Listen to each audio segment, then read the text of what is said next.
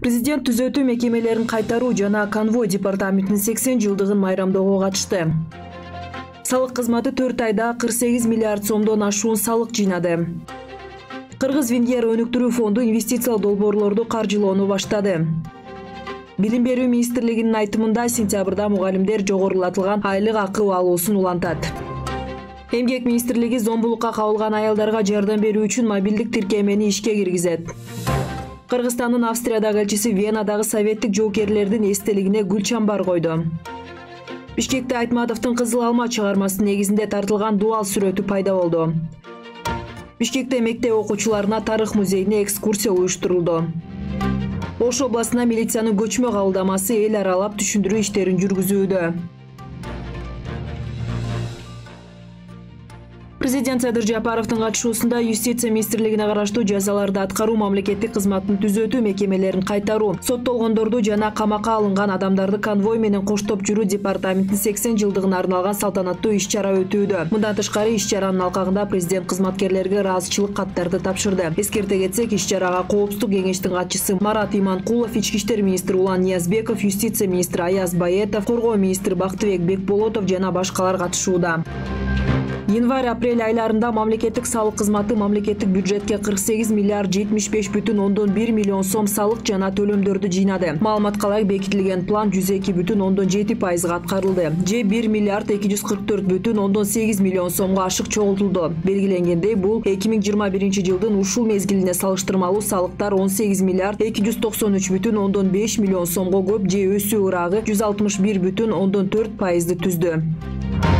Кыргыз-Венгер өнүктүрүү фонду инвестициялык долбоорлорду каржылоого арыздарды кабыл ала баштады. Бул тууралуу Кабар агенттигинде маалымат жыйынында Кыргыз-Венгер өнүктүрүү фонду башкармалыгынын төрагасы Темирбек Эркинов билдирди. Анын айтымында инвестициялык долбоорлорду каржылоонун пайыздык чени 1,5–7,25%ды түзөт. Пайыздык чендин төмөн болушу 4 критерий менен каралат. Кыргызстандын экономикасына салым кошуу, Венгрия тарап менен кызматташуу, долбоорлордун узактыгы жана маанилүүлүгү ошондой эле күрөө. Эскерте кетсек, Кыргыз-Венгер өнүктүрүү фонду 2021 жылдын 7 сентябрында эки өлкөнүн өкмөтү тарабынан ратификацияланган. Фонд өз ишин 2021 жылдын 5 ноябрь айынан баштаган.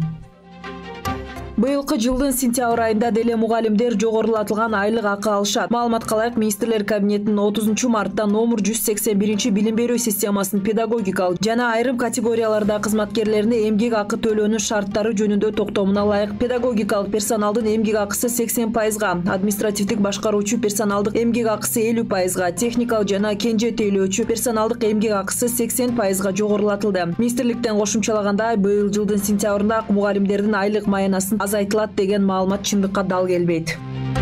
Эмгек социалдык камсыздоо жана миграция министрлиги зомбулукка кабылган аялдарга жардам берүү үчүн мобилдик тиркемени ишке киргизет. Маалыматка ылайык, бүгүн 12 майда Эмгек социалдык камсыздоо жана миграция министрлигинде Мой план зордук зомбулукка кабылган аялдарга колдоо жана жардам мобилдик тиркемеси сунушталды. Иш-чарага ошондой эле Бишкек шаарынын мэриясынын, башкы прокуратурасынын, Эмгек социалдык камсыздоо жана миграция министрлигинин аймактык башкармалыктарынын өкүлдөрү катышты.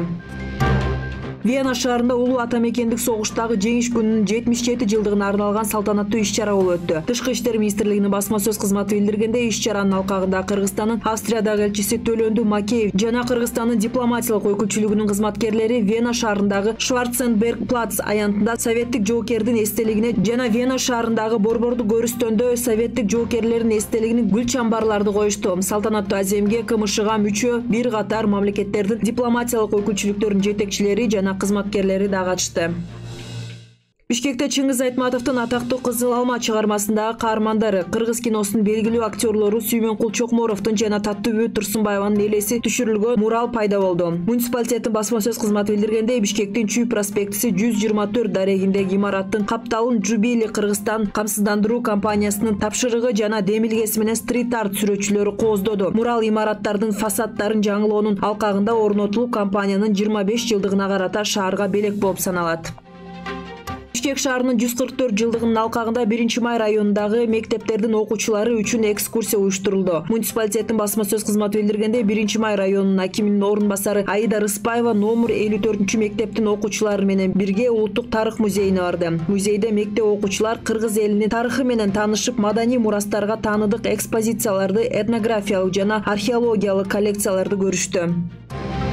Ош областынын аймагында милициянын көчмө кабылдамасы эл арасында түшүндүрүү иштерин улантууда. Маалыматка ылайык 11-12 май күндөрү Ош областынын Алай, Кара Суу жана Өзгөн райондорунун айылдарында райондук ички иштер бөлүмдөрүнүн кызматкерлери көчмө кабылдама автоунаа менен кыдырууга чыгышып, жарандар менен жолугушту. Ош областынын аймагында милициянын көчмө кабылдамасы жергиликтүү бийлик органдары менен атайын графиктин негизинде 4 ай ичинде 443 жол кыдырууга чыгып, 2208 жаранды кабыл алган жана 996 арыз даттануулар алынып, каттоо журналына катталган. Ошондой эле 390 жаранга юридикалык жардам көрсөтүлгөн.